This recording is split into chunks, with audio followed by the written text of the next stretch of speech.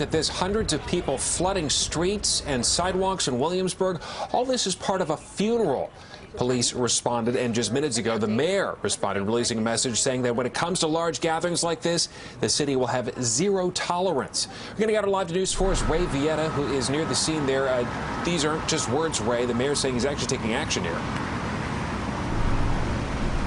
That's right, Stephen. The mayor saying this is not acceptable regardless of the community. He is now directing the NYPD to issue summons or even make arrests. He says large gatherings of people are not allowed in New York City. This as the city is ramping up testing and now antibody testing becoming more common at urgent care centers across New York.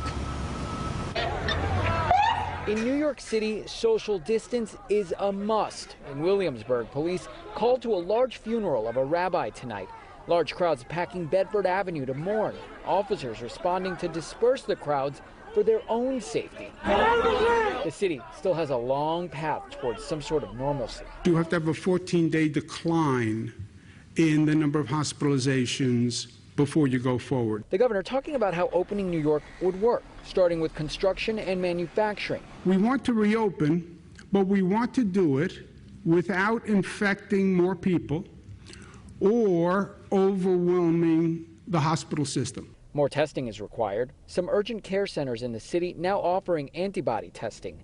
That tests the blood to see if the person had COVID-19 and developed some immunity. I'm just curious if I had it because maybe it means that I could get back to work sooner. Talking about tests, the city now has a plan for grading its students. For those in kindergarten through 5th, 2 possible grades: meets standards or needs improvement.